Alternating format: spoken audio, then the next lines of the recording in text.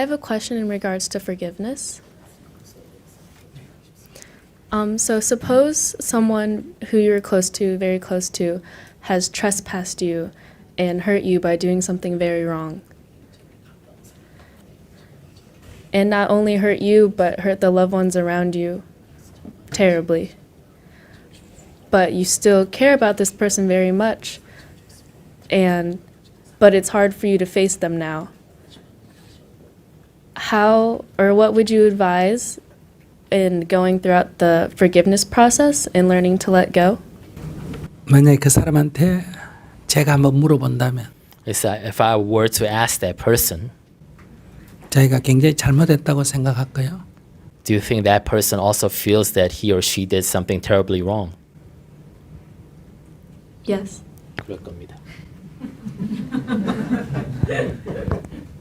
아니, 내가 볼 때는 그 사람이 잘못했는데 그 사람도 잘못했다고 생각하겠느냐? So, that person might be wrong from my perspective. Do you think that person also admits that he or she was wrong? Yes, they have. 네, 인정했습니다. 잘못했다고 인정했으면 용서를 하면 되잖아요. 잘못했다고 인정했으니까 그러면 용서를 하면 되잖아요. So if that person admitted that they did wrong, we can just go ahead and forgive them.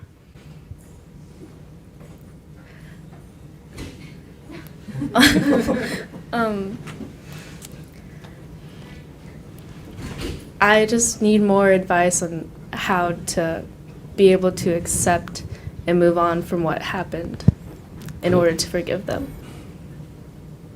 그가 잘못한 행동일까요? 내가 원하지 않는 행동이었을까요? So was it something that they did wrong, or was it something that you didn't want them to do? Both.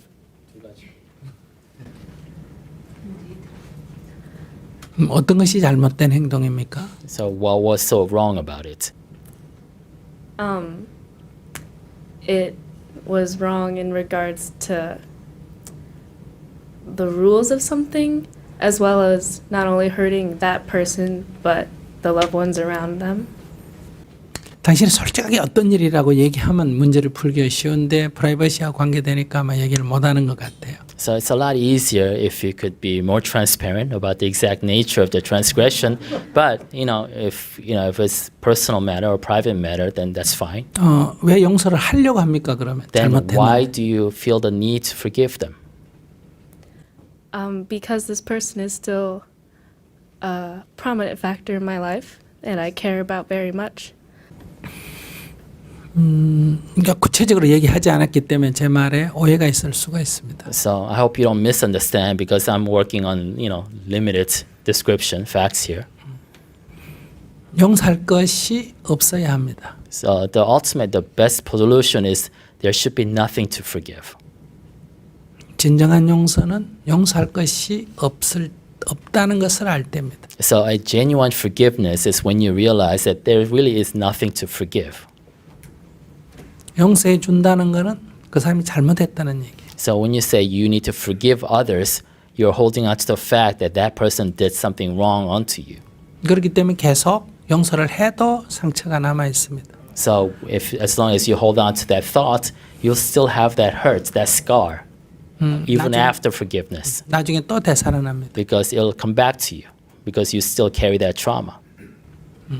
그가 잘못한 것이 없다. But if you consider he did nothing wrong, 그렇기 때문에 용서해 줄 것도 없다. and so there's nothing to forgive about, 이 단계로 가야 됩니다. you have to reach that state. 그래야 이것이 상처가 되살아나지 않습니다. Only then can you move on from that trauma.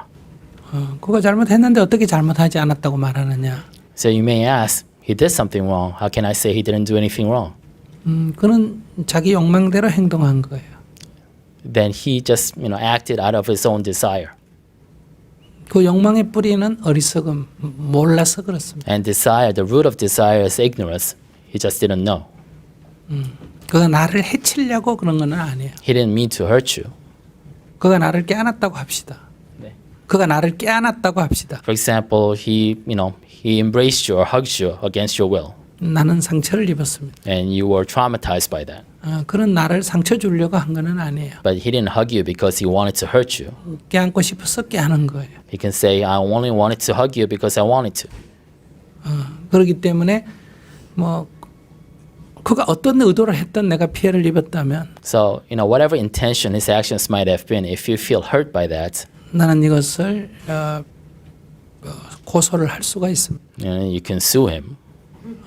그러나 내가 그걸 할 의향이 없다면 But if you don't want to engage in any those type of actions, 이 상처에서 벗어나려면 to be free from your hurt, from your trauma, 그 행위에 대한 이해입니다. you have to understand that action, where it came from. 그것이 바람직한 행동은 아니지만 Although it wasn't a desirable action, 그가 좋아서 나를 껴안았을 뿐이다. it's just that he actually was driven by his desire. 그렇게 받아들일 때 상처는 없어집니다. So once you actually understand where it came from, you are free from your trauma. 그래서 용서할 것이 없어야 한다는 것. So that's why I'm saying there's, you should work so that there's nothing to forgive about. 그가 그럴 수도 있었다 하는 것. It's something that he just did. 그러나 그것이 바람직하지 않다면 But if that's not desirable, 우리는 그것을 시정해야 합니다. and we have to help him fix it. 그러니까 이것이 미움 없이 시정을 요구할 수 있어야 합니다. So you can demand that he fix certain behavior without feeling hatred towards that. 그러니까 미움이 있으면 보복, 그 행위에 대한 내가 보복을 하는 거고요. Because if you hold a sort of a hatred towards that, you are engaging in some kind of vengeance or revenge. 미움이 없지만은 다른 사람에게 앞으로 더 큰 피해를 막기 위해서 내가 그것을 제재를 가해야 합니다. But if you want to prevent him doing that to anybody else or hurting others, then you have to try to fix it without carrying that emotional baggage. 그것은 우리가 사회인으로서 정의를 실현하는 겁니다. And you are engaging at that sense in social justice as a part of this society. 다시 말씀드리면 In other words, 그가 나를 껴안았을 때 for example, he hugged you against your will. 내 상처는 My trauma, 그가 나를 좋아서 껴안았다. 이렇게 하면 내 상처는 사라집니다. my trauma or my hurt disappears when I admit that he was acting out of his own desire to hug me. 그러나 그가 또 다른 여자를 껴안을 수 있다고 생각된다면 But if you think that he might try to do the same thing with another woman, 그 남자를 성추행범으로 고소를 해야 합니다. then you actually have the duty to accuse him and bring out his act into the surface and accuse him for sexual attack 그래야 그 행위가 멈추게 됩니다. in order to try to stop him from doing this to anybody else. Okay, thank you very much. 지금 얘기가 조금 어려운 얘기죠? It's a little difficult. 우리는 분노에 의해서 어떤 변화를 시키려고 합니다. So we try to change this world out of our sense of anger. 분노를 내려놔라 하면 아무런 사회적인 변화의 동력을 사회적인 변화의 동력마저도 같이 버리게 됩니다. So if we tell people to let go of your angers, they also lose their motivation to change the world. 화가 나는 것은 내 개인 문제입니다. But anger is a personal issue. 그러나 그것이 바람직하지 않다면 But if that's not desirable, 우리는 그것을 사회적인 변화를 가져와야 합니다. but we're still beholden to bring about a transformation 그래서 그런 행위가 다시 없도록 우리는 행동해야 합니다. and try to bring about so that such behavior does not occur again.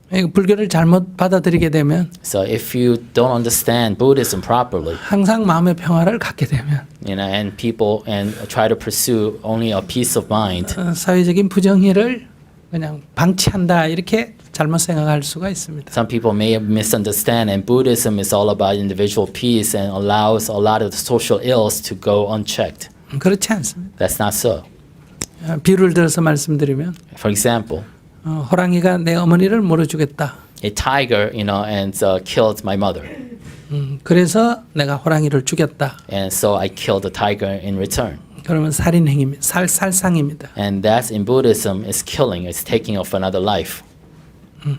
그러나 그 호랑이가 이웃집 할머니도 또 물려고 한다. But if that same tiger tries to kill a neighboring woman, 그래서 내 어머니를 물려 죽인 보복에 의해서가 아니라 이웃집 할머니를 살리기 위해서 나는 호랑이를 사살할 수도 있습니다. Then you're justified in taking action and killing the tiger, not out of revenge for your mother's death, but in order to prevent another sacrifice. 만약에 그 살상 행위에 과보가 있다면 And if there's any karma associated with that killing of that life, 그것을 기꺼이 받습니다. and you acknowledge that and receive that, 왜냐하면 사람을 살리기 위해서는 그 희생을 감수해야 합니다. because you're willingly sacrificing your karma in order to save another's life. 나는 살리려고 했기 때문에 나는 아무 잘못이 없다는 건 아니에요. I'm not saying you did not do anything wrong just because we're trying to help others. 잘못이 있다면 그걸 수용합니다. You're just saying, admitting that if there is something wrong that I did, I'll be willing to accept that. 그러나 이 할머니를 살려야 합니다. But first and foremost, you have to save this woman. 근데 이건 불교가 조금 잘못 알려져 있습니다. So I think that's a source of misunderstanding about Buddhism, 자기만 편하면 된다. saying that Buddhism is all about individual peace. 그것은 불교의 한 부분만 보는 겁니다. You're only looking at one aspect of Buddhism.